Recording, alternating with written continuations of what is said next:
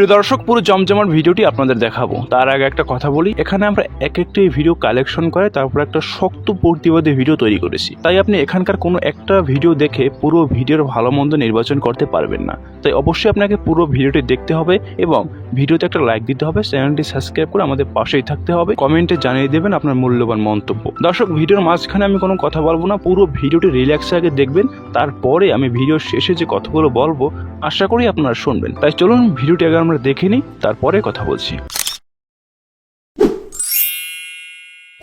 পশ্চিম বাংলার মুখ্যমন্ত্রী মাননীয়া মমতা ব্যানার্জি, আপনাকে বলছি যে আপনি প্রতি বছর রেড রোডে ঈদের ময়দানে যান, আর এবছরও গিয়েছেন, আর যেতেই পারেন, কারণ আপনি প্রশাসনিক প্রধান, আপনি রাজ্যের অভিভাবিকা হিসাবে যাবেন আর যেতেই পারেন। কিন্তু বলছি, এই বছরের ওই ঈদের ময়দান, রেড রোডের ময়দানকে রাজনৈতিক প্ল্যাটফর্ম হিসাবে ব্যবহার করলেন কেন? ইসলাম কি আপনার পৈতৃক সম্পত্তি? আপনি কোনোদিন দুর্গাপূজার প্যান্ডেলকে রাজনৈতিক প্ল্যাটফর্ম হিসাবে ব্যবহার করেছেন? আপনি দীঘাতে মন্দির বানিয়েছিলেন, সেখানে দিলীপ ঘোষও গিয়েছিল, সবাই গিয়েছিল, ওখানে তো কোনো রাজনৈতিক চর্চা আপনি করেননি।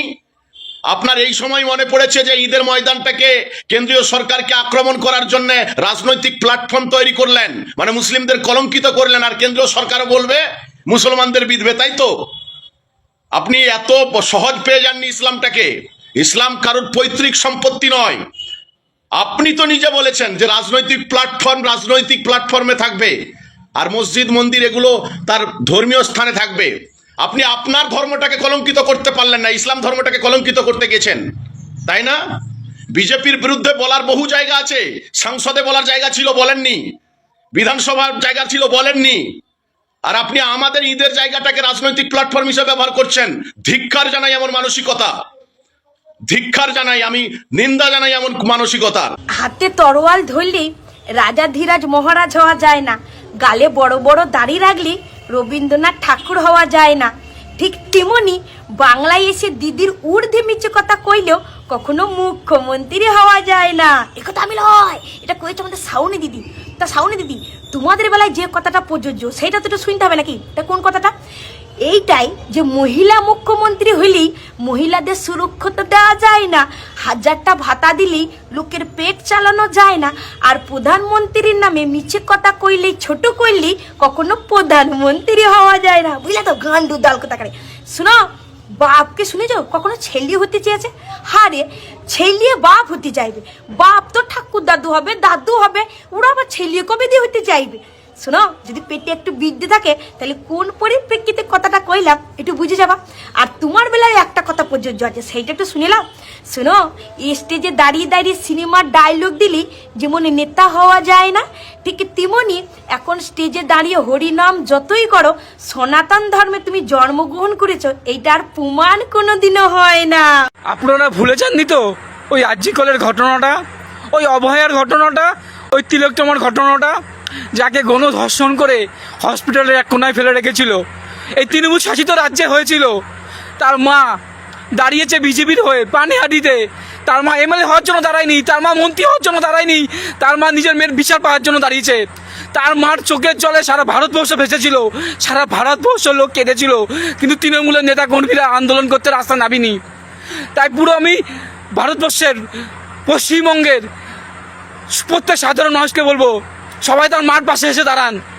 আর পানিহাটিতে প্রত্যেক সাধারণ মাদেরকে বলবো, আপনারা ভোট দেওয়ার আগে ওই তিলোত্তমা মেয়েটার কথা ভাববেন, যে 24 ঘন্টা সাধারণ মানুষকে চিকিৎসা দিত, আর তার জন্য তার জীবন দিতে হয়েছে ওই হসপিটালে। তাই তিলোত্তমার মুখে হাসির জন্য তার মা যেন না কাঁদে। তাই পশ্চিমবঙ্গে বিজেপি দরকার নেই, আমাদের সরকার আসা দরকার নেই, কেন তো মা যেন যেতে। আর ওই মায়ের পাশে আমরা সবাই আছি। আমি ওই মায়ের সাথে দেখা করব 9 এপ্রিল, আমি তো ওই মায়ের সাথে গিয়ে দেখা করব। এখন আমি রাজ্যের বাইরে আছি, ওই মায়ের সাথে গিয়ে আমি কাল পরশু দেখা করে আসতাম। তাই পুরো পশ্চিমবঙ্গবাসীকে বলবো যেন ওই মা যেন না কাঁদে, যে মা নিজের মেয়েকে হারিয়েছিল। ওই মা নেতা হওয়ার জন্য দাঁড়ায়নি, বিজেপির হয়ে মন্ত্রী হওয়ার জন্য বিজেপির হয়ে টিকিট নেয়নি, ওনার মেয়ের বিচার চাওয়ার জন্য উনি টিকিট নিয়েছে, আর বিজেপিরও লড়ছে। বাংলার সাধারণ মানুষরা জানে কি কি দোষ করেছিল ওই মেয়েটা। তাকে গণধর্ষণ করে আরজি কলে ফেলে রেখেছিল। এই তৃণমূল শাসিত রাজ্যের প্রশাসন কোনো সাপোর্ট করেনি, এখনও সে মেয়েটার বিচার পায়নি, তার পরিবার সে মেয়েটার বিচার পায়নি।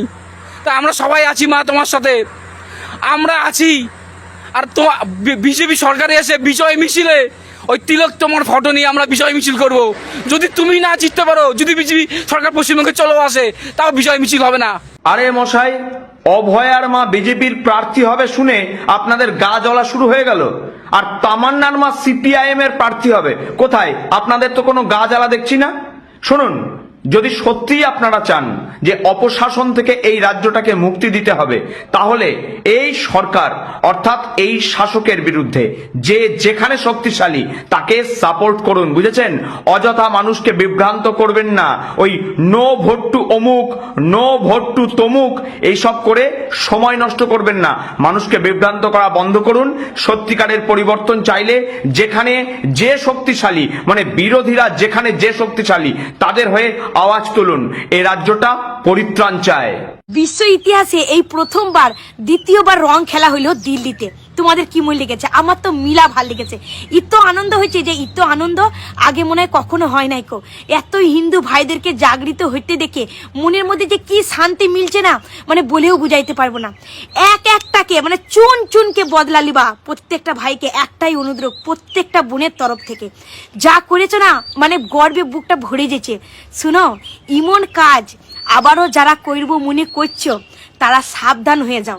হিন্দু ধর্ম, সনাতনী ধর্ম যদি একবার জেগে উঠে, তাইলে যে কি হইতে পারে কচুপোড়া তোমরা বুঝতেও পারছো না।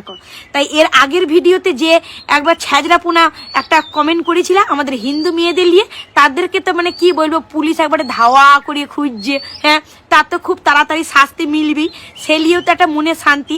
তারপরে হচ্ছে কি দিল্লির ইমনে এক ঘটনা, আহা হা হা, যেন মনে হচ্ছে হিন্দু সনাতন ধর্ম জন্ম নিয়ে আর লজ্জিত লাগছে না, দাদা ভাইদের প্রতি একটা গর্ব ফিল হয়েছে। তা তোমাদের কেমন লাগলে শোনো। এই যে গান্ধী ধর্ম না, গান্ধী নীতি, এই মানে আমাদের কি বলো, সনাতনী ধর্ম আর পালন করবে না। যে এক গাল বাড়ি চর মারলে আর এক গালটা বাড়ি দিতে হবে, না না না, আর হবে না কো। এইবার এক গালে চর মারার কথা মনে আনলে তাদের দুই গালে ট্যাকচার পুরো বদলিয়ে দিতে হবে। জয় সনাতনী জয়, জয় ভারত মাতা কি জয়। প্রিয় দর্শক, দেখলেন পুরো ভিডিওটি।